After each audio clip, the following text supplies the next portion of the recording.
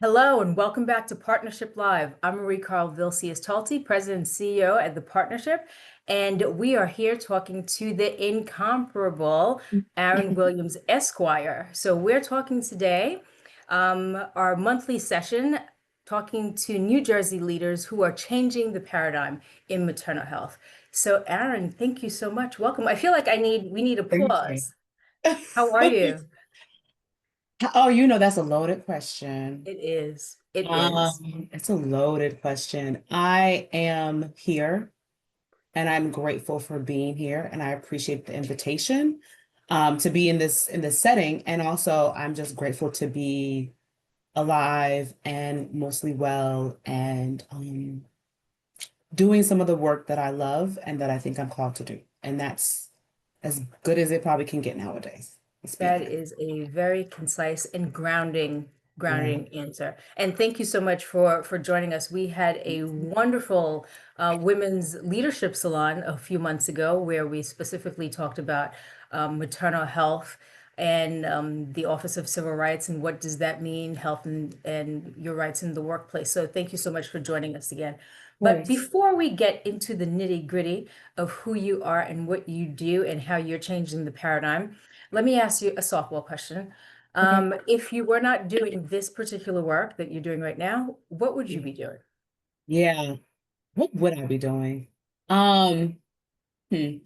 On different days I could answer that differently, but Hmm. because of the tone, tenor, and very seriousness of these times in our country, in our nation, in our world, I think I've been thinking a lot about this civil rights movement that we're in, and frankly we've been in. And the question often gets called to us at different times in our lives as students, like, what would you have been doing in 1980 when people were Hmm. protesting, in 1970, in 1960, in 1950? Um, and those are different answers sometimes on different days. And so a lot of times I want to transparently, I want to bury my head in the sand and sell coconuts on a obscure island somewhere. Um, but who I am, inherently who I am, I think I would be doing a lot of what I am presently doing. I'd be digging deeper into the nature of the work. I frankly would probably not even want to be an attorney in many ways because Hmm. it's such a stifling time to be a lawyer, Hmm. but um, I would be an activist. I would want to be racial, reproductive, and social justice freedom fighter and activist. And um, that's not always attorneys. Often the Right. nature of being a practicing lawyer is that you Hmm. cannot always be immediately on the ground. And Hmm. instead, you have to be preparing a response to protect those who are actually there. And now that Right. I've had this version of my life where I've been that person, and there are not limitations on every lawyer, and I'm a civil rights lawyer, but like there are often limitations on what you can do. Now that I've had that experience, I think in another life, I'd want to be the person, and frankly, maybe in another life, I was the person who was out there fighting the good fight, really sacrificing our lives in a lot of ways to change the world. Yeah, So exactly what you're doing right now. Exactly what you're doing sort of, right now. sort of, yes, yes. So tell us a little bit about yourself. And I know that your activism and your advocacy runs deep. So tell us a little bit about that, and then we'll get into what we're here to talk about, which is, workplace discrimination and Office of Civil Rights. But tell us a little bit about your background and all of the accolades that you have Well, we gotten ain't got throughout time the for that. years. We don't have time for that, but We ain't got time for we that. can I got truncate it. a list. My mother and maybe my husband have a running list of all the things I've done, but um, very shortly, I am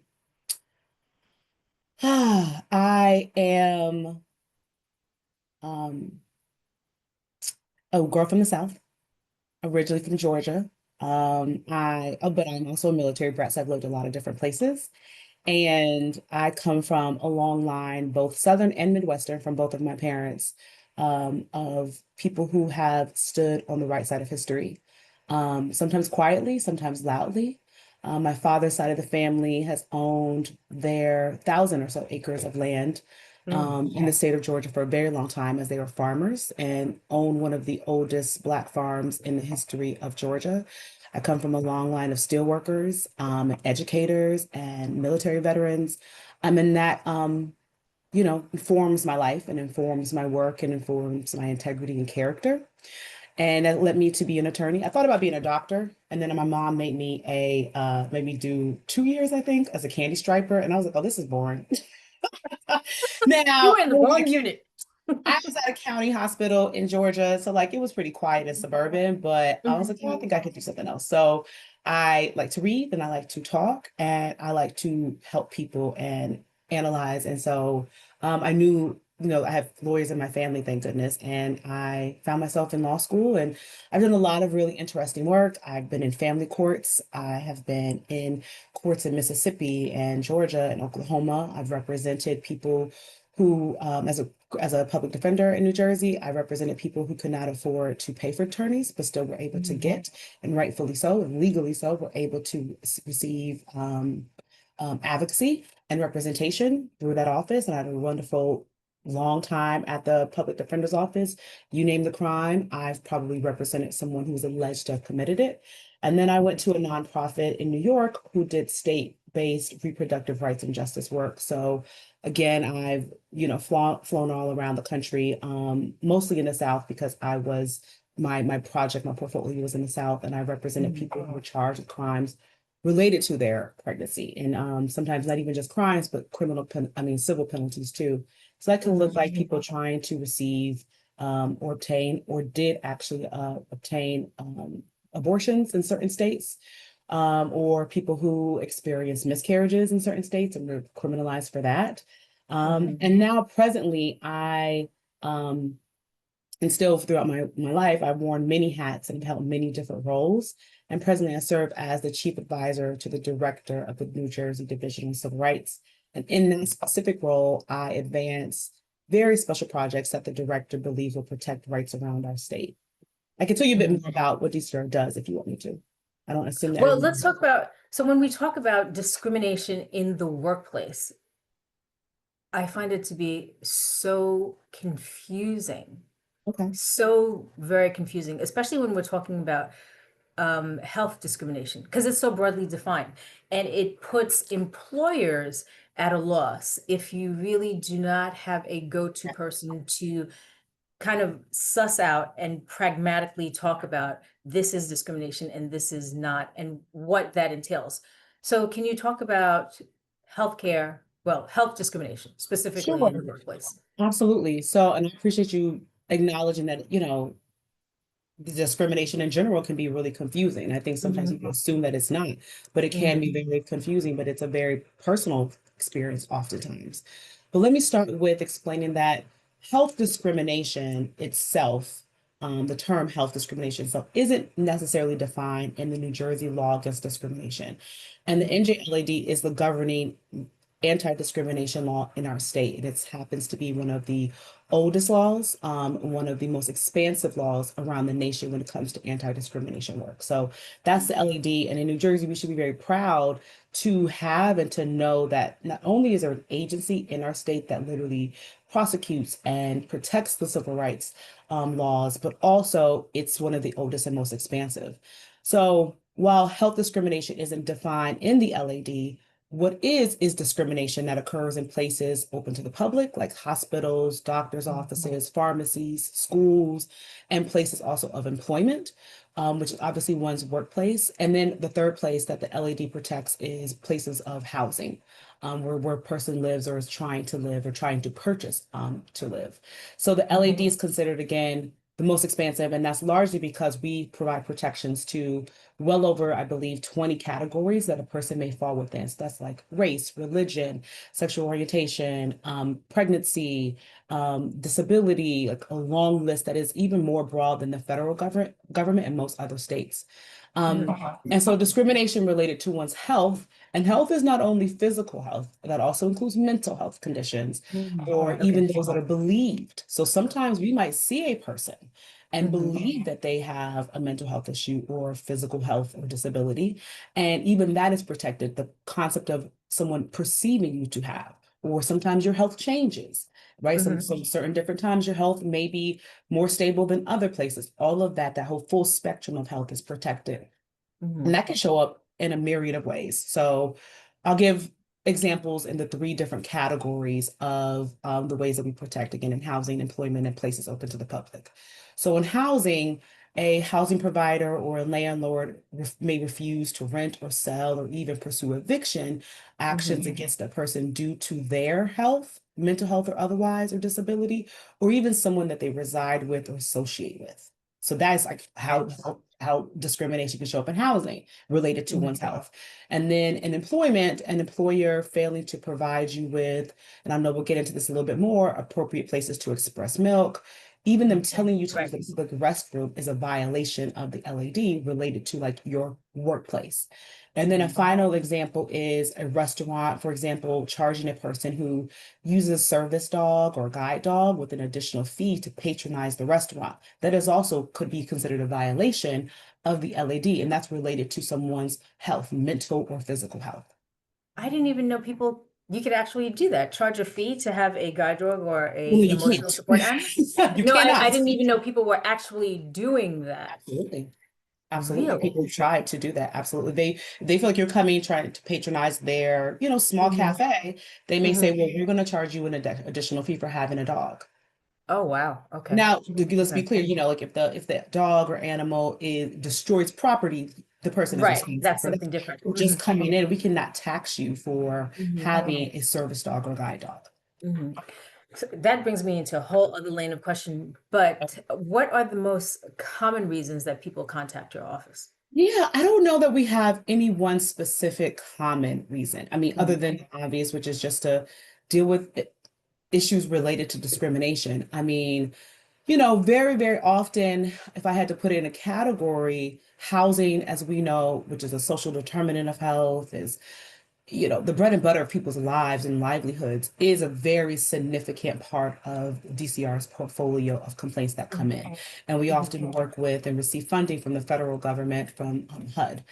So that is a large place where people come in to complain about experiencing discrimination at various different times in lives, at points of their lives. But I can't So, say like there's any one particular category, race, or Mhm. it all happens. It all comes to us. It does all happen. And one of the things that we hear a lot is, well, this is not reasonable. That's not a reasonable accommodation. So when you said about the guide dog and support animals, say I have an employee that comes in, gets the job, whatever, and then they need an emotional support animal. But Mhm. within the confines of the organization or the office, there are people that may be allergic. What is a Mhm. reasonable accommodation that Yeah. the employer can accommodate that employee with, Yeah. but also accommodate the peers? Exactly. That's a really good question. And let me say it is very fact specific. Hmm. Okay. As is most laws, but I'll try to give just a general understanding explanation of it. So reasonable accommodations generally are defined again by the state law, which for us is the law against discrimination, and Hmm. also some versions of like the federal law, which in this circumstance is like the ADA. As any change, and it really applies to any change or adjustment to a job or a work environment, a policy or practice that enables an employee or applicant, sometimes like, when someone's applying for a job or housing or otherwise, with a disability or any other protected need, like pregnancy. And ultimately the goal is to allow this person or persons to perform the essential functions of the job or enjoy equal benefits and privileges of employment. And I'm keeping it really to employment when it comes Hmm. to reasonable accommodations. And in the context, just because I know the direction we're moving into, in the context of the New Jersey Pregnant Workers Fairness Act, the LAD was amended and requires an employer to grant a reasonable accommodation for needs related to pregnancy or childbirth when an employee, based on the advice of their physician or other treating doctors, request the accommodation unless the employer can show that doing so poses an undue hardship to the employer's business. I can explain undue hardship too. And so that's also true when it comes to lactation. So lactation and pregnancy all fall within this amended Hmm. Pregnant Workers Fairness Act. So many, employers would argue that certain things are maybe an undue hardship. So like, what can we take into place when we're talking about an undue hardship, which falls within your question about reasonable accommodations? So again, that's fact specific, but some Mhm. factors that are taken into consideration to determine if providing an accommodation would amount to an undue hardship include, but this is not an exhaustive list. So like, these are just some Mhm. bullet points. It includes like the overall size of the business, including the number of employees, the number of facilities they have, and their budget, the type of operations, including like the composition of the workforce, like how many people as well, and like what are they actually doing, and the Mhm. nature and costs associated with providing an accommodation, including tax deductions. So like that's a lot of stuff, so Right. the bodega may be the bodega employee who's requesting a reasonable accommodation versus the person who works at, the state of New Jersey, for example. Mhm. Mhm. Those are going to be sometimes differently evaluated, right? Right. And so for pregnancy related conditions, the LAD lists several different types of accommodations that are very firmly considered reasonable. So I'll list those. Those include bathroom breaks, including additional bathroom breaks, Mhm. breaks for water or nourishment, periodic rest, assistance with manual labor, job restructuring or modified schedules, temporary transfers to less strenuous or hazardous work, break time to express milk, and suitable room or location with privacy other than a toilet stall. And the LED does not limit the length of time for which an employee may request a Mm. reasonable accommodation. So this Mhm. can be, we can go into that a little bit too. This can be before pregnancy, could be like you trying to get pregnant when we're talking about like fertility treatments or family planning, as well as Okay. actual pregnancy, the time period in which you're pregnant, as well as a long period of time thereafter, because a lot of these things continue. You may choose to lactate milk for 5 years. There is not a reasonable time in which an employer is required to give you amount, accommodate you. As long as these conditions exist, they are supposed to provide that. And so hopefully that's Okay. responsive to the question. Yes, yes, yes. Oh, absolutely.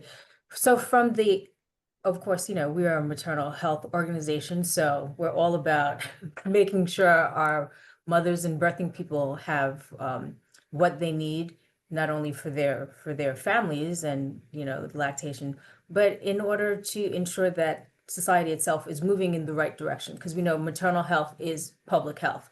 And when we Yes. have women in the workplace that are nursing and lactating and doing IVF, we do have a more diverse and stronger workforce. So I believe that 100%. I totally agree. Um, for the people that are watching as employers, it gets so challenging because if you have someone who is now, say, nursing for 5 years, Hmm.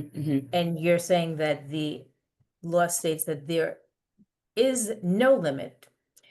If their job is being impacted, that would be something else, right? So if they were taking additional breaks and they weren't meeting their deliverables, that would not fall under the guise of reasonable accommodations because now it is a really performance issue. Yeah. Is that If correct? yes. So yes, well, it's hard to answer that without the facts. Yeah. And I so that's it's difficult without knowing more. But Mhm. I think what's important for employers to know and employees to know is what's supposed to be done and when we're trying to figure out what is a reasonable accommodation. Because again, these words are both important to understand and also, they're pretty broad. What does it mean to accommodate somebody reasonably? It's fact specific. So what's important though is that there should be an interactive process. So Mhm. that means sometimes things are changing in our lives because we are human. And I think that is also hard as an employer to try to treat everyone fairly, but also recognize that everyone is equal, but they're not exactly the same. And Mhm. so you are supposed to, by law, engage in an interactive process to ensure Okay. that someone, maybe on certain times of the year or in their process of lactating or process of pregnancy or process of dealing with health conditions that came after birth, those things change about people's bodies. And so Mhm. the employee needs to notify, and you don't have to give all the details. That's also important. You don't have to give every single detail of your health situation. But like, as you're receiving changes in your body and in your life, to communicate some of that to a reasonable in a reasonable amount to let your employer know these things are changing and I need to change some things about my Mhm. work. Mhm. And So it's then about the discourse. exactly. And then the Mhm. employer can say, okay, well, what are you asking for? This person can ask for something or sometimes, and they don't have to ask. Like it's engaging because maybe as the employer, like I know I have supervised many different pregnant people. And some people were only pregnant for the first time themselves. So they don't even know what to ask for. So like Right, you can, right, as an right, employee, you right. say, well, let's try this. And maybe the Mhm. employee says, that doesn't work for me. You're supposed to engage in an interactive process. You should Mhm. not, for example, just last week, or maybe even earlier this week, we announced the Division of Civil Rights announced a settlement agreement with the Starbucks location in Centerville, because a barista there was pregnant, had taken some time off, and was coming back and wanted to understand like what would be available for them when they were trying to express milk. And essentially, that manager said, well, you have two options. You either can use this little trifold that's like kind of cut stuck in the air, in the corner that can be frankly Mhm. kind of knocked down. It wasn't as private as the law required, or you can take more time to leave. You can take more leave time, which means unpaid leave time.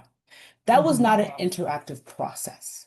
Mhm. Now, Mhm. that particular location maybe would not, and I can't speak for them, but like maybe they thought they were not going to be able to create more space for them, but like there was no engagement. It was just those are your two Right. choices, and that's it. And Mhm. so that's against the law. They should have engaged in Okay. some type of interactive process, frankly, even for their own protection, to show that we tried here and this is We're the best that trying we to do could do. something or another. Exactly, Right. because I'm not saying every employee is perfect. I'm certainly not saying every Mhm. employer is perfect. Everyone has a responsibility to engage in a process. Mhm. So there's, so that is one part. And at the same time, when you're asking, I guess, questions about performance, there is a requirement because pregnancy is also considered a A disability. Like you should not disability. be taking, someone's request for time off or leave or taking Mhm. additional time for bathroom breaks or needing to change their job duties because they're a longshoreman and they can't climb up and do certain things. You Right. cannot use that disability, whether permanent or temporary, to against them. That is not Mhm. permanent, right? And so there's a fine line there, but as an employer, you need to be very responsible and thoughtful about how, frankly, your own biases, but be really informed on what the law requires. And DCR has a lot of information about what the law requires around different scenarios. We can definitely put this in the chat. But what are some of the resources um, that employers and employees can use just to Sure. get the facts? Because I know it's very nuanced, right? It's about having a conversation, it's nuanced, but also it's kind of black and white. The employer is responsible for this. So would they go to the Division of Civil Rights, or do you have an easier resource for them? Yeah, I would say first that Mhm. I would start with the New Jersey Division of Civil Rights. So we are our agency falls within the New Jersey Attorney General's office Mhm. jurisdiction. And so if you Google NJDCR or Division of Civil Rights in New Jersey, you could be routed to the office of the Attorney General. Do not be surprised by that. And so but we also have our own, website. And so within that, we have several landing pages about all of what I've kind of already previewed, whether it's related to pregnancy and reproductive rights and justice, Mhm. including like abortion protections, whether it's around housing, around employment, hair discrimination. We have a lot of information. And so for pregnant folks, we do have a specific landing page that hopefully we can drop in the chat, or if not, maybe you can just be directed again to our website. Yes, we We will have a lot of definitely do that. information around pregnancy protections and workplace accommodations. December 2024, we actually released a very long well, I shouldn't say very long, but like very helpful. When I say long, Informative, yes. yes, thank you. Thoughtful. An epistle, Thank yeah. you. Very thoughtfully prepared guidance document around Mhm. what we're discussing now. Like, what is workplace accommodations? Who is supposed to get it? How much time? And also, we have shorter versions of like fact sheets and Mhm. information. I think we may even have a webinar or so up. Let me not misspeak if it may not be up there, but like we have information there about workplace accommodations in the New Jersey um, uh, Workers Fairness, Pregnant Workers Fairness Act, all of that kind of information there. We also do trainings. So we do online trainings around many different topics. Mhm. Like I just mentioned some, goodness, like I said, hair discrimination, housing related issues, employment related issues, and pregnancy related issues and accommodations. We have free trainings available to the public that you can actually go online and register for. There are live trainings that happen throughout the month. And Okay. we also have a community relations unit who, depending on your needs, could come out and do in-person workshops and discussions with people to ensure that people are informed about their rights, as well Mhm. as employers are aware of what some of their rights are. So we have a wide breadth of information. That is just so very important because even when we're having these conversations, you remember different scenarios that come up and you're like, "Oh, Yes. did we do the right thing?" Because I believe that the majority of employers attempt to do the right thing, but Yeah. are misguided through misinformation and disinformation. That's a good point. I will say, and not mention any, you know, entity specifically, but very regularly, people naturally go to their HR departments if their employer has say. Mhm. Mhm. And frankly, a lot of HR departments are either unaware of the laws in the state. They typically were the federal laws, like the ADA. Mhm.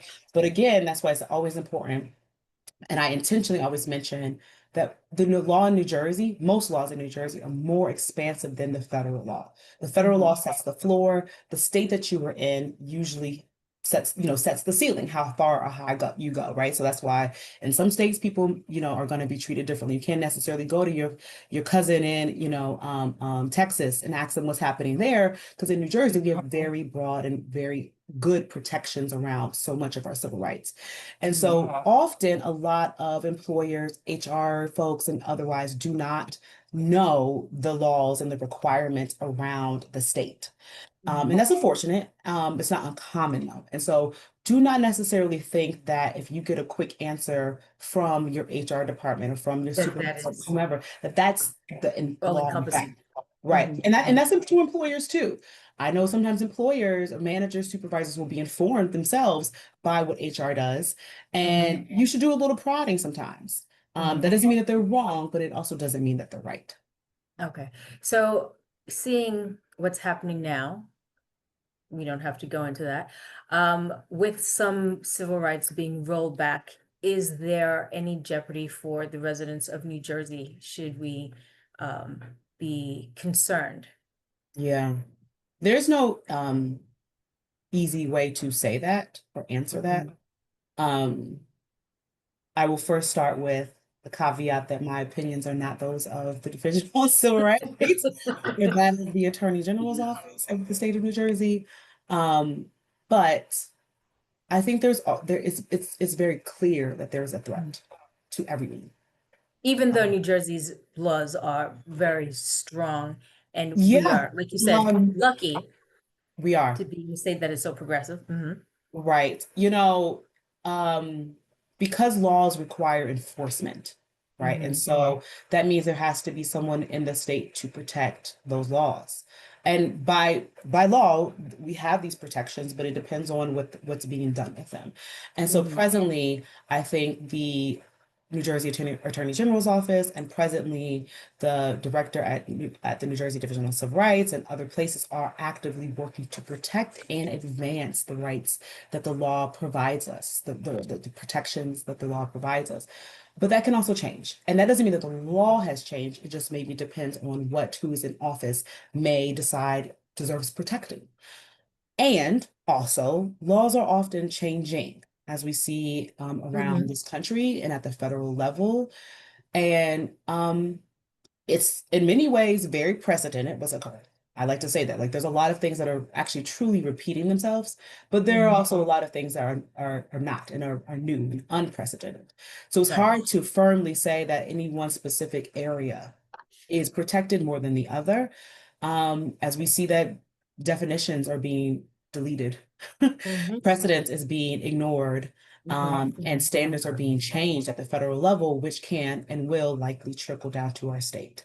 And so I say that both with some levels of hope that people in the state will understand that, act accordingly, understand their rights around them, and work in their community, in the polls, to ensure that those rights are protected, and also with a sense of urgency so that folks also understand um, to come and to report and do something with those rights, and also know, be informed about what could happen. Information is key. So if an employee had an issue, would their first step be to go to HR? And then if there is no recourse or recompense, then go to DCR?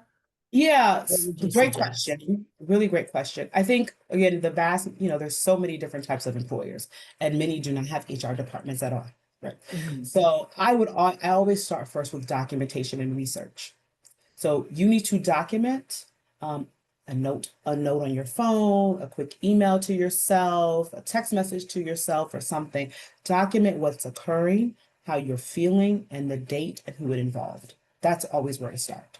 Don't So offer, should that be on your email? It should not be or on maybe your that's work your work. So email, I'm sorry. right? I would send it to myself personally. Hmm. Right. There are also there's an app called Workplace Receipts or something. A Black Okay. woman started this. I think she's like an HR professional, and essentially it's supposed to be an app where you can actually where you can document things in this one specific place. I think it's like called Work Receipts. But if you don't, I don't know the cost of that. This isn't sponsored, but I'm aware of them, Mhm. and I just in general documentation. So sometimes sending yourself an email, sending it to your husband, just to have it contemporaneous with the dates and the times Mhm. and Mhm. things occurring. So I always Mhm. start with documentation, because often, let's be real, I know that many people think that our country is very litigious and everyone wants to sue. And I get phone calls at least once a week where somebody's asking me, can they sue? Don't get me wrong. But Mhm. often that doesn't happen. Many times Mhm. people leave, or it takes years at times to really feel all the ways that we can feel when we are discriminated against or Mhm. not treated well, or in a hostile work environment. And you just look up and you're like, oh my goodness, this has been happening X amount of years. And don't Right. just start then. Start as soon as something is a little weird. Just document. So that's always my first step, because you're not initially going to go to HR. You're not going to feel comfortable. And frankly, Right. many people do not feel comfortable going to HR or their internal EEO office. An EEO is a equal employment office. Those are often Mhm. within agencies, even outside of HR. So let's start with documentation. Then I would say initially report internally to HR or EEO.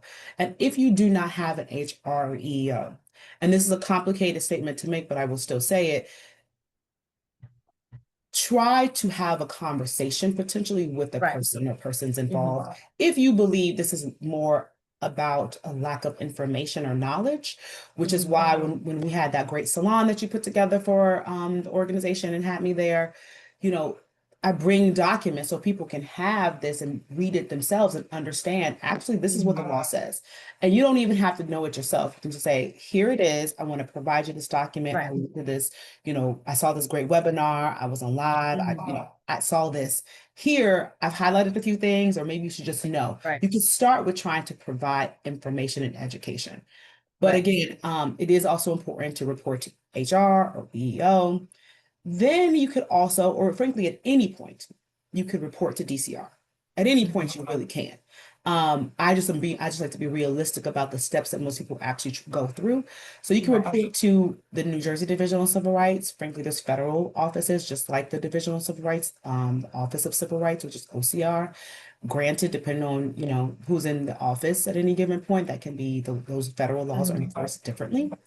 But you can report to the New Jersey Division on Civil Rights, the Equal Employment Office Commission, which is the EEOC.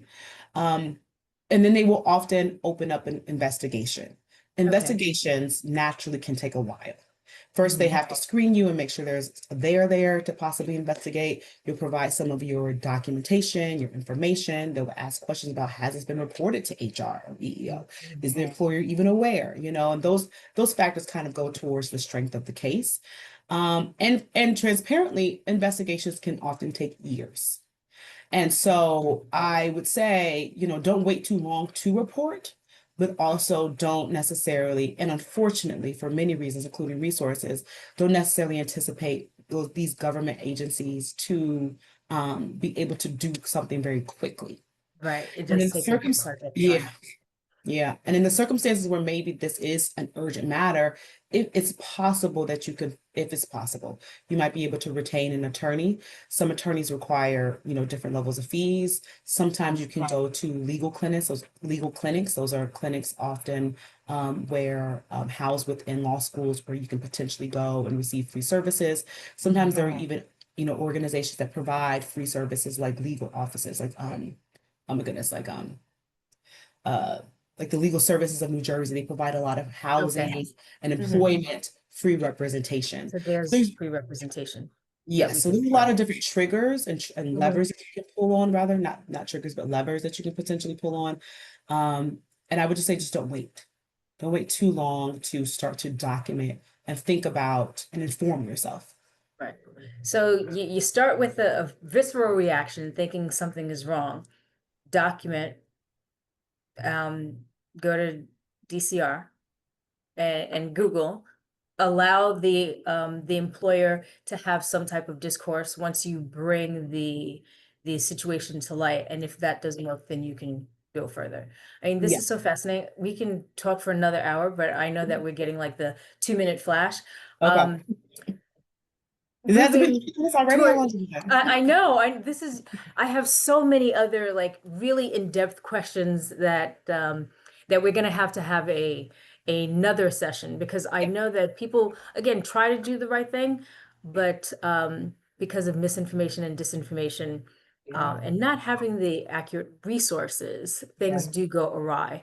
Yeah. But just listening to this half-hour conversation, definitely documenting is key, and having a clear conversation with your employer saying that this is the issue, these are the laws, how can we rectify it and move from there. And I think once that comes to the forefront, then there's more of an opportunity for this to be rectified, I believe. Hopefully, people know Hopefully. their places, Hmm. better than I, and so do gauge on the possibility for there to be some type of reconciliation potentially, or Hmm. just Hmm. information provided. I hope there is, because I do agree with you. Most employers and employees just want the best workplace. Yeah, yeah, Um, they just absolutely. don't know how to They do don't that. know. Yeah. But before we end, I would love to know, Hmm. at this point right now that you've gotten to, if you were asked to write an autobiography, what would be the title and why? That's such a good question. Um, okay. Well, I know first who I would want to write the forward. I have two. So I have two of everything. It could either be yourself writing the forward for me, or Pleasure the was entire mine. absolutely. Or Ta-Nehisi Coates, because obviously. Oh, I'll give it to him. Okay. And then the title, okay, I have two, because I'm a writer on the side. I'm a many of things on the side. So one could be um all of my good days outweigh my bad days, colon, a story of a girl from the South who conquered the North. Two, I like it. right? Or two, she got range. Aarin Williams, the activist, the author, and the businesswoman extraordinaire. All There. right. I'm going with number two. I'm Okay. going with number two. Love it. It's like a 1-2 punch. Yeah, she got range. Love, She can do it love all. that. Yes. Yeah, absolutely, absolutely. It has been such a pleasure speaking with you. We're going to have you back because we have so many more Absolutely. questions, So many things questions. to do. So many Yes, to questions. dive into. It has been such a pleasure. Thank you so much. And thank you for joining us with this session of Partnership Live. See you next time.